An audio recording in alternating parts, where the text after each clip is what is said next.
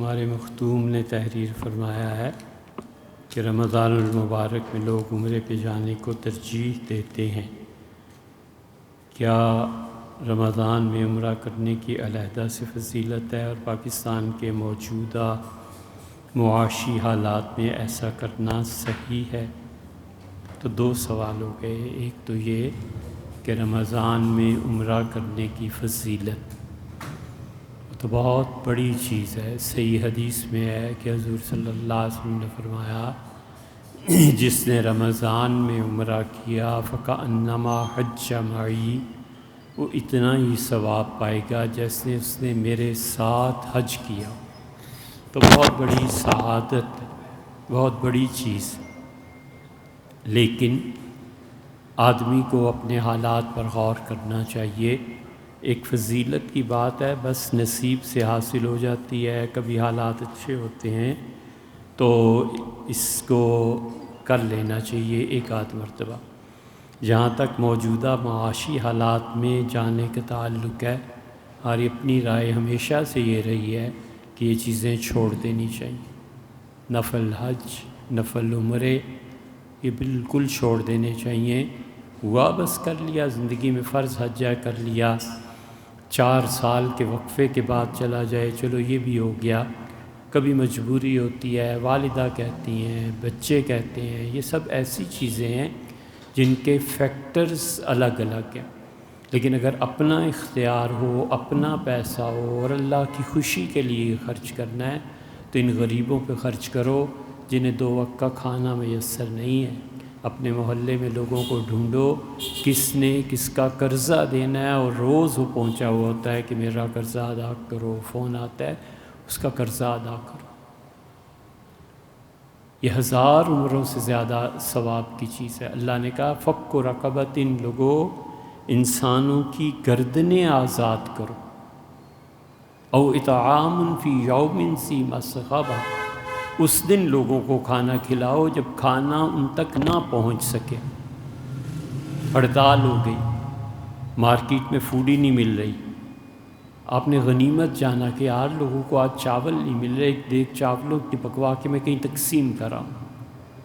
پانی کی بڑی قلت ہو گئی ہے، کیوں نہ میں اپنے گھر سے بوتلوں میں پانی بھر کے دے دوں۔ 100 بوتلیں لے آیا اور پانی اپنے گھر کا ہی بھر کے دے دیا، آخر پلایا تو صحیح نا۔ اپنے گھر میں کوئی واش روم اس طریقے سے بنا کیا کہ اگر کسی کو شدید ضرورت پیش آئے تو واش روم یوز کر لے، اس کو کہا کہ صاف کر کے جانا بھائی۔ یہ کام کرنے کے، اپنے ہمسایوں کا خیال رکھنے کا ہے۔ ہنڈیا میں شوربہ ایک آدھ پیالہ زیادہ بنا لینے کا ہے کہ بس بھیج دیا کرو۔ یہ ایک پکا آرڈر ہے، یہ ایک مستقل چیز ہے۔ اب ہر روز کوئی نہ کوئی چیز بھیج دیا کریں، آپ کے بچے سلامت رہیں۔ یہ کام کرنے کے بڑا لمحہ فکریہ ہے۔ اب اس پہ تقریر تو نہیں کرنی۔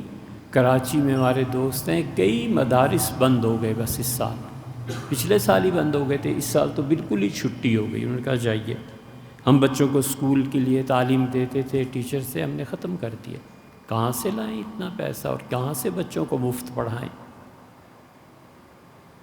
کراچی میں بہت سے مدرسے، جب یہ چیزیں ختم ہو رہی ہیں آہستہ آہستہ تو نتیجہ اس کا کیا نکلے گا کہ علماء نہیں بنیں گے۔ سن 90 سے لے کے اب تک 32 سال ہوتے ہیں، مجھے بتائیں 32 سالوں میں، چھوڑیں مکتبہ فکر کو، اہل حدیث حضرات ہیں، شیعہ اہل تشیع ہیں، اہل دیوبند ہیں، اہل بریلی، کچھ کہیں کوئی چوٹی کا عالم دین پیدا ہوا ہے جس کو سن کے دیکھ کے اندازہ ہو کہ یار علم یہ ہے، عمل یہ ہے؟ کچھ بھی نہیں۔ اس لیے کہ جب مدارس کے اخراجات پورے نہیں ہوں گے، بچے صحیح طرح ایک کمرے میں 50 بچے سو رہے ہیں، یہ مولوی اگر بڑے ہو کے گالیاں نکالتا ہے تو اس کو نہ کریں، اس کو جو اس زمانے کے لوگ تھے نا ان کو بھی کچھ کہیں کہ ایک کمرے میں بچے 50 سو رہے تھے تو انہوں نے پھر گالیاں ہی اٹھ کے دینی تھی نا، انہوں نے کیا کرنا۔ معاشرہ، سوسائٹی اپنی ذمہ داری محسوس نہیں کرتی، اس لیے دین میں جس نے جو کچھ کہہ دیا وہ بات ہو، اس سے بڑی اچھی بات ہے۔ اتنے نفلی عمروں کی بجائے ایک بچے کی کفالت اپنے ذمے لے لے کہ اس بچے نے 9 سال میں عالم دین بننا ہے، مجھے ہر سال بتا دیں اس کے 4 جوڑے کپڑے ہیں، 2-3 جرابوں کے جوڑے ہیں، 2-3 موزے اس نے پہننے ہیں، اس بچے نے سردی گرمی کا لباس پہننا ہے، اس بچے کا کھانا ہے، بس مجھے ایک بچہ کافی ہے، اس کو میں پال لوں۔ یہ کام کرنے کے ہیں، ان سوسائٹیز میں یہ کام رک گئے ہیں۔ آخری ٹمٹماتا ہوا چراغ پاکستان، انڈیا، بنگلہ دیش ہیں جہاں پر یہ مدارس ہیں، اور یہ جو چیزیں غالب آ رہی ہیں، مہنگائی اور یہ چیزیں، یہ بھی آہستہ آہستہ ختم ہو جائیں گے۔ تو پھر یہ شکایت نہیں کرنی چاہیے کہ خدا کا خوف نہیں رہا۔ خدا کا خوف ہوگا، کوئی حیا، کوئی شرم ہوگی، لڑکیاں سنیں گی تب جا کر، وگرنہ اس ملک میں ہندو لڑکے ہوتے اور سکھ ہوتے، یہ اس ملک میں لڑکیاں کب سے شادی رچا چکی ہوتی ہیں۔ ہماری یونیورسٹیز میں اب ہاتھ ملاتے ہیں لڑکے لڑکیاں، کسنگ کہیں کہیں ہوتی ہے۔ اس کے بعد کیا مرحلہ ہے آگے؟ 20 سال اور انتظار کرو۔ یہ ہم دیوار پہ جو لکھا ہوا ہے نا اس کو بھی پڑھتے نہیں۔ یہ حدیث سوشل میڈیا پہ دیکھی کہ حجر اسود کو بوسہ دیا، یہ آیا تو ہے روایات میں، لیکن مثال سمجھانے کے لیے کہ حجر اسود اللہ کے نزدیک اتنی اہمیت رکھتا ہے کہ جو آدمی اسے بوسہ دے گا گویا اللہ کے ہاتھ کو اس نے چوم لیا، گویا کہ۔ اور حجر اسود کی خصوصیت یہ ہے کہ جو آدمی جس حال میں بوسہ دیتا ہے وہ جم جاتا ہے۔ بڑی خطرناک بات ہے۔ اس لیے ہمیشہ اللہ سے ایمان کی تجدید، اپنی توبہ کر کے حجر اسود کو بوسہ دینا چاہیے۔ حجر اسود کو جو بوسہ دیتا ہے، حضور صلی اللہ علیہ وسلم فرمایا قیامت میں، اب تو یہ سمجھنی حدیث آسان ہو گئی، فرمایا قیامت میں حجر اسود اللہ کو بتا دے گا کہ کس کس نے ایمان کے ساتھ بوسہ دیا۔ وہ ایک کلک کی دیر ہوگی نا، سب کی فہرست نکل آئی۔ اس لیے حدیث ہے، آئی ہے روایات۔ بیت اللہ میں عمرے والے یعنی احرام کی حالت میں لوگوں کو مطاف میں جانے کی اجازت ہے۔ عموماً دیکھا ہے کہ وہ لوگ جنہوں نے عمرہ نہیں کرنا ہوتا وہ بھی احرام پہن کے طواف کے لیے جاتے ہیں۔ یہ کرنا کبیرہ گناہ ہے، یہ دھوکہ ہے، یہ سعودیہ کے قانون کی خلاف ورزی ہے، یہ اپنی بدنیتی کو ظاہر کرنا ہے کہ میں کسی قانون کا پابند نہیں ہوں، صرف میری خواہش نفس مجھے مجبور کرتی ہے، اور اس کو شیطان نے غلاف پہنا دیا ہے چڑیل کو پری کا، لہٰذا میں جا رہا ہوں۔ کیوں دھوکہ دیتے؟ کہیں بھی کوئی بھی آدمی کسی بھی ملک میں جاتا ہے، وہاں کے قانون کی بس سیدھی سادی بات ہے، پابندی کرنی چاہیے۔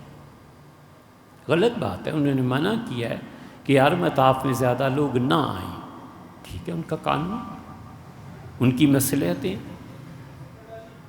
اصل میں ہمارا مزاج قانون توڑنے کا ہے، ہماری نسلوں کا مزاج قانون توڑنے کا ہو گیا۔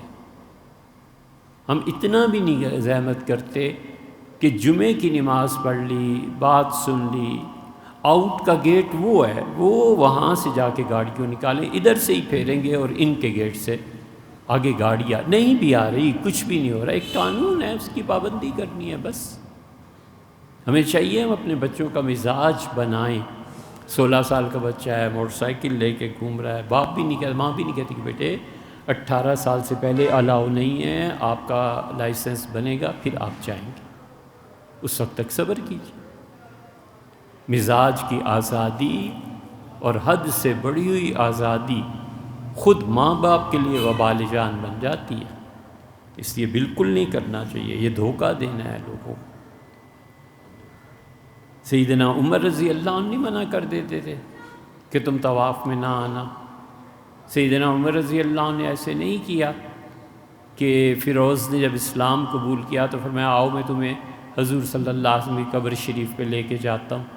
یہ سب قوانین تھے نا، یہ سب چیزیں تھیں، صحابہ رضی اللہ عنہ کرتے۔ سیدنا عثمان رضی اللہ عنہ، کیا میں مسجد نبوی کی نماز نہیں چھوڑوں گا بھائی، سیدھی سی بات۔ لوگوں نے کہا حضرت وہ آدمی نماز مصلی پہ قبضہ انہوں نے کر لیا ہے جو آپ کو قتل کر دیں گے۔ انہوں نے کہا کچھ ہو جائے، طے شدہ بات ہے کہ مسجد نبوی کی نماز نہیں چھوڑی جائے گی۔ حتیٰ کہ انہوں نے شہید کر دیا، اس دن بھی صبح مسجد نبوی میں ہی نماز ہوئی۔ تو قانون کے ساتھ یہ چیزیں ہوتی۔ حرمین شریفین میں 10 تراویح پڑھائی گئیں، زائرین کو باقی 10 تراویح خود پڑھنا چاہیے، بالکل پڑھنی چاہیے۔ 20 تراویح ہیں، 10 رکعتیں امام نے پڑھا دی، اب کیوں نہیں پڑھائیں وہ جانے، حکومت ان کی جانے، 10 اپنی پوری کرنی چاہیے۔ بعض لوگ حرمین میں امام کے ساتھ وطر پڑھنے کے بجائے علیحدہ پڑھتے ہیں یا بعد میں دوبارہ 3 وطر پڑھتے ہیں، یہ صحیح ہے، کیونکہ ہمارے نزدیک 3 وطر ہی ہیں، وطر ایک نہیں ہے۔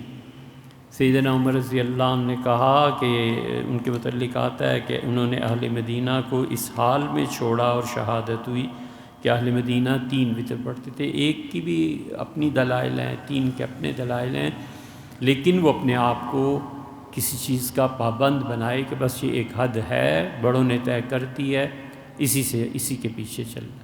اس زمانے میں اپنے پاس سے نئی نئی آرانہ بیان کرے، بھائی اپنا کام اس میں محنت کرے۔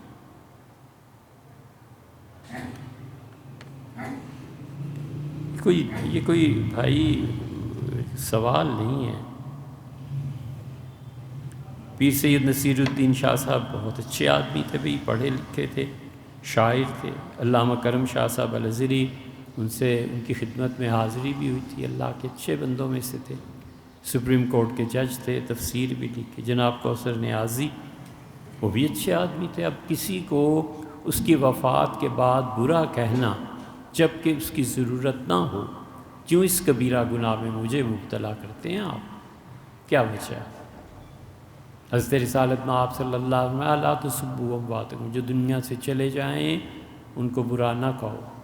ایک جگہ ارشاد فرمایا کہ وہ پہنچ گئے جہاں پہنچ گئے، یا تو ان کی کوئی ایسی چیز زیر بحث ہو نا جس میں انہوں نے قوم کا بربادی تباہی کی، پھر تو ہم بات بھی کریں۔ نہ یہ فورم ہے بات کرنے کا، نہ آپ نے یہ پوچھا، نہ کسی اور نے، اور پوچھا بھی ہو تو سیاست ہمارا موضوع نہیں ہے۔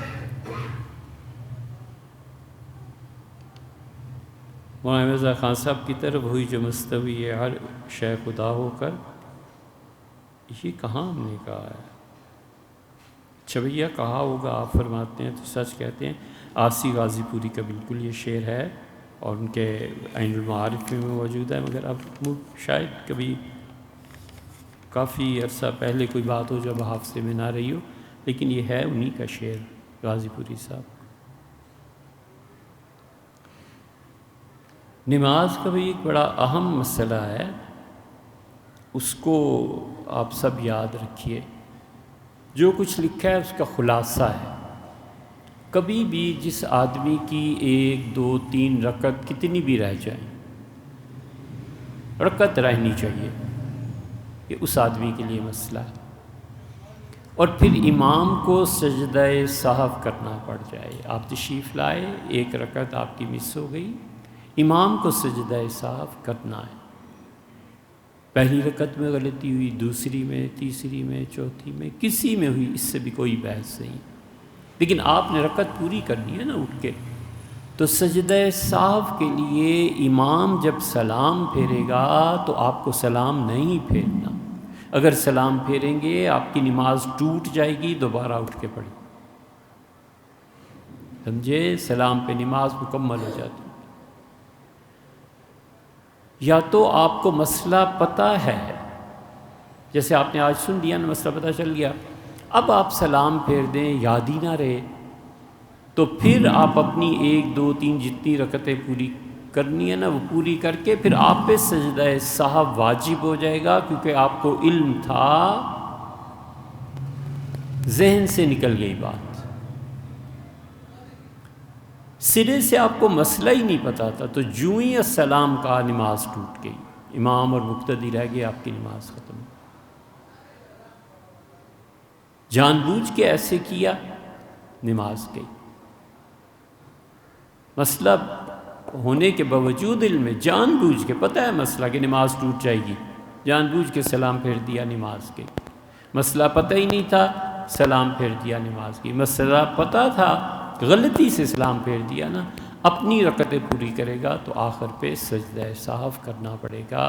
عام طور پہ یہ لوگ مسائل نہیں جانتے اور امام صاحب کو سجدہ سہو کرنا پڑ جائے تو صفوں کی صفیں اسی طرح سلام پھیرتی ہیں، ان سب کی نماز باطل ہو جاتی ہے۔ بہت احتیاط کرنی چاہیے۔ بچے کا نکاح کیا اور بچہ نابالغ تھا اور اس کے ولی نے ضمانت دی کہ میں اس بچے کا حق مہر ادا کر دوں گا، اور لڑکی کو مہر نہ ملنے کی صورت میں لڑکی اس ولی سے مطالبہ کر سکتی ہے یا نہیں، اور مہر ولی کے ذمے واجب الادا ہوگا یا نہیں؟ بالکل وہی لڑکی کا حق بنتا ہے۔ اول تو یہ نابالغ نکاح کیا ہی کیوں؟ اس ملک میں کوئی قانون نہیں ہے، یہ قانون معطل ہے تمہارے مذہبی رہنماؤں کے لیے، اور یہ قانون معطل ہے تمہارے ان لوگوں کے لیے جن کے عہدے 20ویں گریڈ سے اوپر۔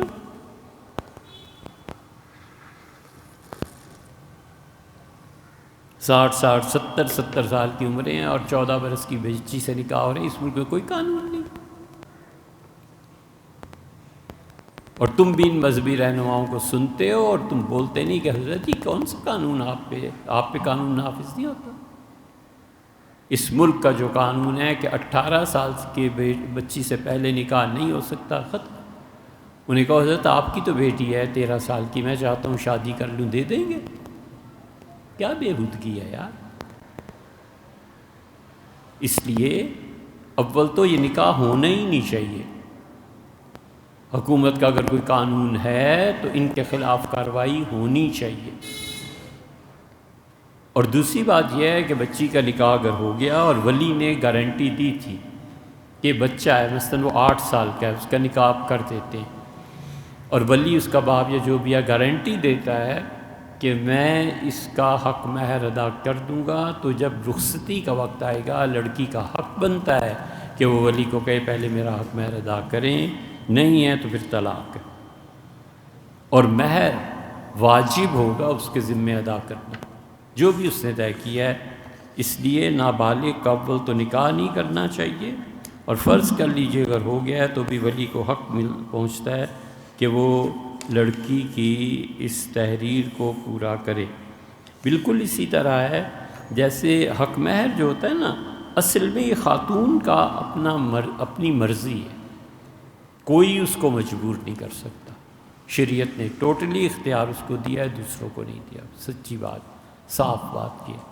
وہ کہتی ہے 10 لاکھ پہ نکاح ہوگا، 10 لاکھ پہ ہوگا۔ وہ کہتی ہے 5 پہ ہوگا۔ وہ جس چیز پہ راضی ہے یا پھر اسے منایا جائے، راضی کیا جائے، یہ خالص اللہ نے کہا ہے کہ قنطاراً، تم ایک خزانہ اپنی شادی میں ادا کرتے ہو، اور اللہ نے فرمایا ہے ڈرنا ان کے حقوق کے بارے میں کہ تم نے ان کو اپنی زوجیت میں لیا ہے اللہ کا نام لے کے۔ واتقوا اللہ الذی تساءلون بہ والارحام، ڈرو اس پروردگار سے جس کا نام لے کے ایک دوسرے کے لیے تم اپنے جسم کو جائز کرتے ہو، اور ڈرو اس پروردگار سے جس کا نام لے کے تم بھیک مانگتے ہو، سوال کرتے ہو۔ ماں جو جاتی ہے وہ اللہ ہی کے واسطے تو جاتی ہے رشتہ لینے۔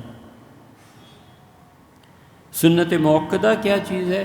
بھئی وہ جو حضور اقدس صلی اللہ علیہ وسلم سنت موقدہ ہمیشہ ادا فرماتے رہے، کبھی کسی وجہ سے چھوڑ دے۔ بعض حضرات نے اس پہ اضافہ کیا ہے کہ حضور صلی اللہ علیہ وسلم نے چھوڑ دی کسی وجہ سے، مگر پھر جب یاد آیا یا جب خیال آیا تو پھر اس کو شروع کر دیا۔ مثلا ظہر کی جو 4 رکعتیں ہیں، ظہر کی 2 رکعتیں جو فرض کے بعد پڑھی جاتی ہیں، یہ 2 رکعتیں سنت موقدہ ہیں۔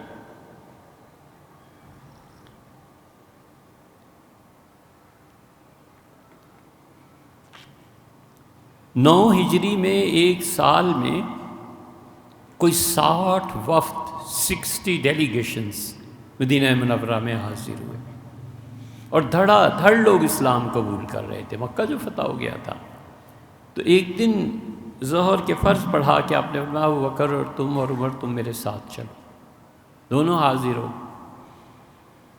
اور عصر کا وقت داخل ہو گیا تو انہوں نے اسلام قبول کیا اتنی طویل بحث کے بعد، اور مسلمانوں نے اللہ اکبر کا نعرہ بلند کیا۔ حضور صلی اللہ علیہ وسلم نے عصر پڑھائی اور گھر تشریف لے آئے. آ کے آپ نے فرمایا ہو عائشہ، وہ جو میں ظہر کے بعد 2 رکعتیں پڑھتا تھا آج تو پڑھ ہی نہیں سکا. تو پھر آپ نے عصر کے بعد وہ 2 رکعتوں کی قضا کی. اور رسول اللہ صلی اللہ علیہ وسلم حیات طیبہ کے آخری سال میں ہمیشہ یہ 2 رکعتیں عصر کے بعد پڑھتے تھے. اس کو حدیث کو دیکھ کر بہت سے محدثین اس طرف گئے ہیں کہ عصر کے بعد نفل پڑھے جا سکتے ہیں. حضور صلی اللہ علیہ وسلم پڑھتے تھے. لیکن جو مجتہدین زیادہ اس کی ڈیپتھ میں گئے ہیں وہ کہتے ہیں حضور صلی اللہ علیہ وسلم نے نفل نہیں پڑھے تھے، وہ تو سنتیں تھیں جو معمول کے مطابق تھیں. اور آپ کے عظمت، آپ کی پیغمبری، آپ کی نبوت اس بات کی متقاضی تھی کہ وہ 2 سنتیں بھی نہیں ہونی چاہیے تھی ایسے، لیکن ہو گیا. لیکن رسول اللہ صلی اللہ علیہ وسلم کیا تو یہ سنت موقدہ ہے. لمبی بات نہیں کرنی، لیکن یہ جو ظہر کے بعد 2 سنتیں اور 2 نفل پڑھتے ہیں نا، یہ نہیں چھوڑنے چاہیے. نفل عذاب قبر سے نجات دیتے ہیں. وہ آدمی جو سنتیں اور نوافل ظہر کے 4 پڑھتا رہے گا نا، انشاءاللہ اسے قبر کا عذاب نہیں ہوگا. یہ مختلف احادیث میں آیا ہے کہ ہم اس کو بہت مختصر کر رہے ہیں. سوال مخدومہ آپ نے تحریر فرمایا کہ سنت موقدہ کیا؟ تو سنت موقدہ حضور صلی اللہ علیہ وسلم سے ہمیشہ رہے. مثلا آپ نے فرمایا کہ جو شخص فرض نماز کے علاوہ 12 نفل 12 رکعتیں روزانہ پڑھتا رہے گا، اللہ اس کے لیے جنت ضروری قرار دے دیتا ہے. 12 کون سی؟ کون 12 نفل پڑھتا ہے روز؟ کوئی بھی نہیں. 2 سنتیں فجر کی، 4 اور 2 6 سنتیں ظہر کی، 8 ہو گئی. عصر میں کوئی سنت موقدہ نہیں. 2 مغرب کے بعد اور 2 عشاء کے بعد، یہ 12 رکعتیں. اس لیے ہمارے فقہا نے نماز جو ترتیب دی تھی، انہوں نے اس میں ساری ان احادیث کو پیش نظر رکھا تھا کہ ہر مومن آدمی، اسے حدیث پتہ ہو نہ ہو، 12 رکعتیں پڑھ لے گا فرض نماز کے علاوہ، اللہ اسے جنت کے. اور اسی لیے رسول اللہ صلی اللہ علیہ وسلم خود بھی پڑھتے تھے. اس کو جان بوجھ کے چھوڑنا اور پھر اپنی عادت بنا لینا یہ ٹھیک چیز نہیں ہے. فرض تو واجب کے درجے میں آتی ہے، لیکن سنت موقدہ سے اصل مراد کیا ہے وہ ہم نے آپ کے سامنے پیش کر. 2 فرض عبادات اکٹھی آ جائیں، مثلا والدہ کی خدمت اور فرض نماز، تو پہلے کس عبادت کو ترجیح دینی چاہیے؟ بھیا کوئی اصول اور قاعدہ نہیں بنایا جا سکتا. کس وقت کیا چیز سامنے آ جائے، کوئی اصول اور قاعدہ نہیں ہے. مثلا بچہ رونے لگا، ماں کو پتہ ہے کہ ایسے ہی رو رہا ہوگا کسی وجہ سے، اور میں فرض نماز کیوں توڑوں، ٹھیک کرتی ہے. ماں کو پتہ ہے کہ یہاں پہ پنکھا چل رہا تھا کہ اس کو کوئی تکلیف نہ پہنچ جائے، کہ انگلی ہاتھ نہ آ گیا ہو، فوراً فرض نماز توڑے اور وہاں جائے. تو قاعدہ اور اصول نہیں، لیکن عمومی طور پہ ان معاملات میں حقوق العباد کو اللہ کے حقوق پہ ترجیح حاصل ہے عمومی طور.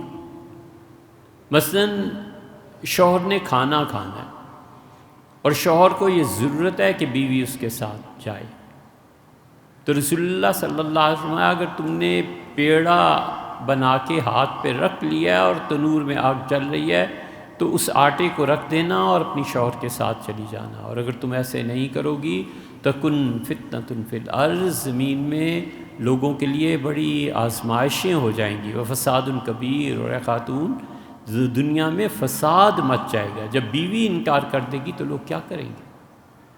اب یہ ہے حقوق العباد، کھانا کھلانا بھی اور وہ بھی، لیکن ایک کو دوسرے پہ حضور صلی اللہ علیہ وسلم ترجیح دی. تو یہ موقع محل پہ عقل استعمال کر کے سوچنا چاہیے کہ کیا کرنا. والدہ کی خدمت فرض نماز سے زیادہ ضروری ہے، جبکہ والدہ کو اس کی ضرورت ہو، ضرورت نہ ہو. مثلا دوا دینی ہے، پتہ ہے کہ والدہ کو دوا 12 بجے دی جاتی ہے، اب اس نے نماز پڑھنی، کہتا ہے 10 منٹ لیٹ، 5 منٹ لیٹ، ہو گیا، کوئی حرج نہیں، وہ کوئی ایسی مسئلہ نہیں، نماز پڑھے اور دوا دے دے.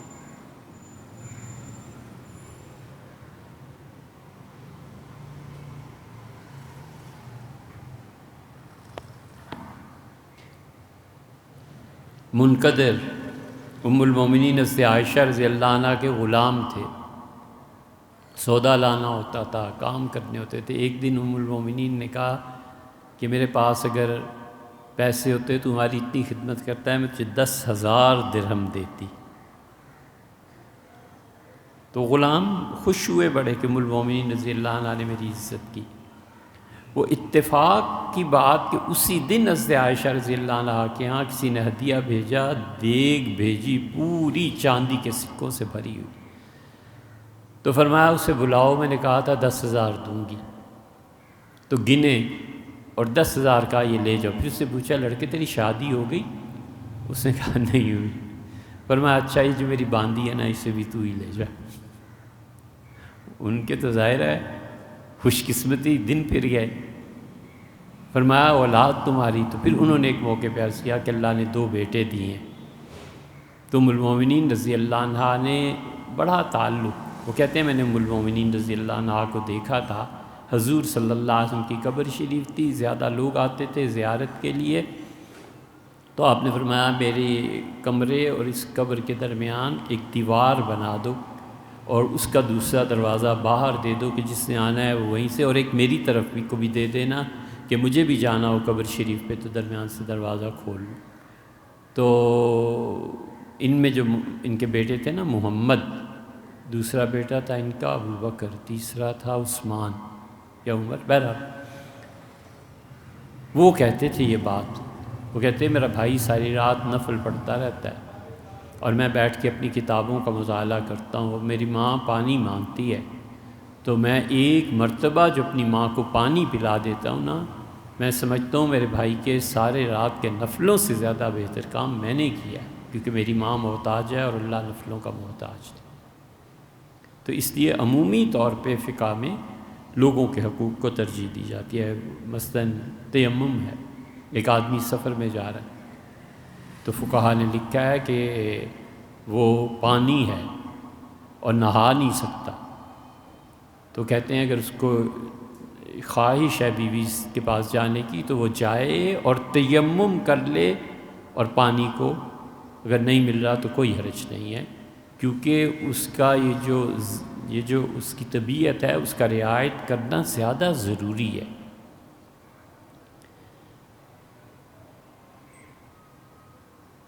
کوئی شخص کامل ولایت کا دعویٰ کرتا ہے اور لوگ پیر بنے ہوئے ہوتے ہیں اور داڑھی بھی نہیں رکھتے، بھائی ان چیزوں سے بچنا چاہیے۔ سب سے بڑی چیز علم ہے، دیکھنا چاہیے کہ پڑھا لکھا کتنا ہے، اس کا علم کتنا۔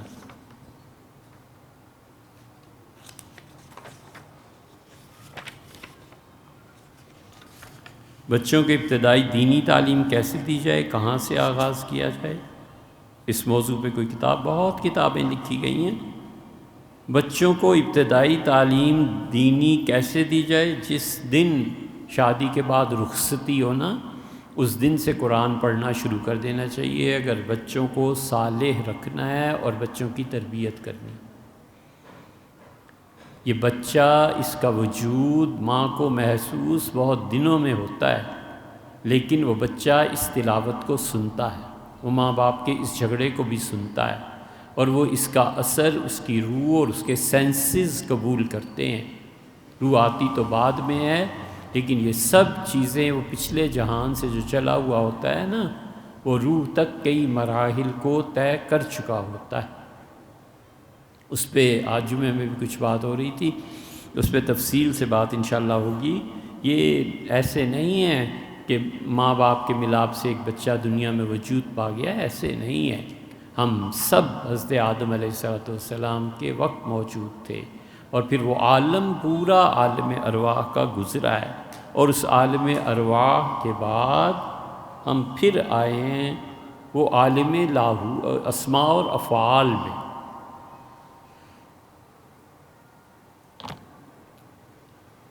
اور عالم اسماء و افعال سے نکل کر یہاں اہل تشیع اور ہمارا اختلاف، ہم اہل سنہ کہتے ہیں کہ مقام ذات جو ہے وہ ناممکن نہیں، اہل تشیع کہتے ہیں ناممکن ہے۔ اسی لیے ذات باری تعالیٰ کی رؤیت وہ کہتے ہیں ہو ہی نہیں سکتی، نہ دنیا میں نہ آخرت میں۔ ہم کہتے ہیں آخرت میں ہوگی، دنیا میں البتہ نہیں ہوتی۔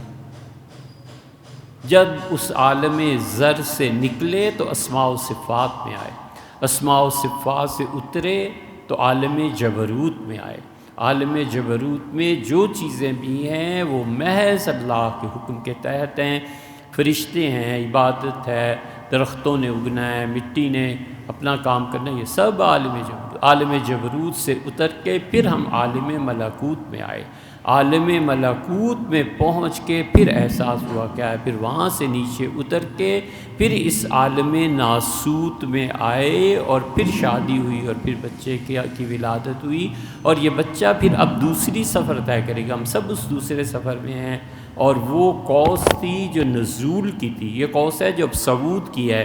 ہم یہاں سے چلے جائیں گے تو موت نے کچھ ختم تھوڑا ہی کر دینا ہے، موت کے بعد پھر ہم عالم ملکوت کی طرف سفر کریں گے، پھر عالم لاہوت میں یا تو وہ کوئی سعادت مند اور نیک ہوگا جس کو ایمان پہ موت آ گئی، خود بخود سفر طے کرے گا، اور جس کے دل میں محبت تھی عورتوں کی، دنیا کی، پیسے کی، کسی چیز کی، اس کو اللہ فضل فرمائے گا تو جبراً اس کی روح کو صاف کر کے اس پہ ڈال دے گا، اور اللہ کا فضل نہ ہوا، عدل ہوا، تو جس گندگی میں کفر میں دنیا میں مبتلا رہی ہے روح، موت کے بعد بھی روح اسی گندگی میں مبتلا رہے گی۔ یہ عالم عوالم ہیں، بدل بدل کے ہم آئے ہیں، ایسے آسان تھوڑا ہی ہے۔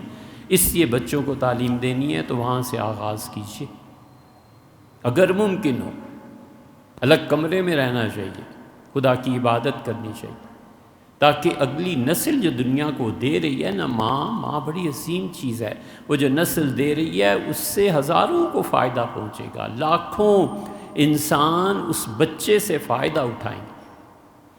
امام محمد رحمۃ اللہ علیہ، چھوڑو لمبی بات ہوئی، وضو میں کونیاں دھونے کا طریقہ کیا ہے، رہنمائی کر بھئی مصعب صاحب، وضو میں کونیاں، یہ ہڈیاں ہیں نا دونوں، یہ کونی کی ایک ہڈی ہے، ایک اس کے بالمقابل دوسری ہڈی ہے، ان دونوں ہڈیوں سمیت دھونا چاہیے، یہ دونوں ہڈیاں خشک نہیں رہنی چاہیے، اس درمیان والی انگلی کے اس پور سے لے کے اس تک یہ دونوں ہڈیاں دھلائی میں شامل ہیں، ہمارے نزدیک وضو تب ہوتا ہے۔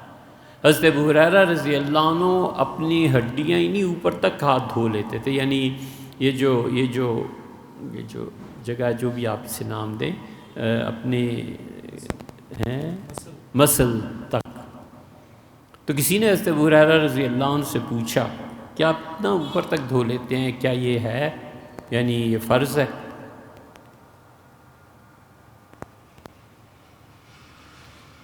انہوں نے فرمایا کہ میں نے رسول اللہ صلی اللہ علیہ وسلم سنا تھا، آپ فرماتے تھے جو جتنا وضو میں اپنے اعضاء کو دھوئے گا اللہ اسے اتنا ہی سونا قیامت میں پہنائے گا۔ تو میں چاہتا ہوں میرے ہاتھوں میں جو کنگن پڑیں اور خدا ہمیں اس جہان میں جو سونا نصیب کرے تو کوہنیوں سے بھی عبور کر کے اوپر تک آ جائے۔ قرآن مجید یاد نہیں ہوتا، یاد کرتی ہوں پھر بھول جاتا ہے، حافظہ کیسے بہتر کروں کہ مجھے کوئی بات اور حسن قرآن نہ بھولے؟ کوئی مسئلہ نہیں، پڑھتی رہیے، آپ کوشش کرتی رہیے، موت تک کوشش کرتی رہیے، آخری دن تک کوشش کرتی رہیے، آپ کوشش کی پابند ہیں بس، اور وہ بھی اگر آپ کا جی چاہے، فرض نہیں ہے نا، آپ کا جی چاہے کوشش کیجئے، نہیں اپنے بچوں کے بارے میں سوچئے، آپ اپنے بچوں کو اس کی تلقین کیجئے، تعلیم دیجئے۔ حافظہ اللہ نے جو جس کا پیدا کر دیا ایسے ہی ہے، اسی لیے حضور اقدس صلی اللہ علیہ وسلم منع فرمایا ہے کہ بچے اگر برتن توڑ دیں تو فرمایا نہ ڈانٹا کرو انہیں، یہ بس نصیب میں تھا، اس برتن کی موت تھی، بس ہو گیا۔ اسی لیے رسول اللہ صلی اللہ علیہ وسلم نے کسی کو دیکھا کوئی احمقانہ کام کر رہا تھا تو آپ چپ ہو گئے، کسی نے کہا اللہ کے رسول آپ ڈانٹ دیتے، آپ نے فرمایا لوگوں عقل کا کم اور زیادہ ہونا یہ بھی اللہ ہی کی دین ہے، ہر آدمی برابر کا عقل مند تھوڑا ہی ہوا کرتا ہے۔ یہ جو روایت آپ نے لکھی ہے کہ مرتے ہوئے فرشتوں کو دیکھ کر آدمی کی زبان بند ہو جاتی ہے، 4 فرشتے آتے ہیں، سب جھوٹ، کوئی ایسی چیز نہیں ہے۔ اللہ تعالیٰ کا تعلق عالم امر سے ہے، اس کی وضاحت بھی کئی بار کر چکے۔ عالم برزخ میں ٹائم اور سپیس کیا ہے عدنان شاہ صاحب، اس کی بھی کئی مرتبہ وضاحت کر چکے۔ عالم برزخ میں ٹائم اینڈ سپیس وہ نہیں ہے جو ہمارے ہاں، وہاں کوئی گھڑیاں تھوڑی لگی ہوئی ہیں۔ عین ممکن ہے کہ نوح علیہ السلام کے زمانے میں جسے دفن کیا گیا تھا وہ اٹھے اور کہے کل شام تو میں یہیں تھا۔ یہ بات بڑا مشکل ہے سمجھنا، لیکن ایک آدمی نے ایسے کیا بھی تھا۔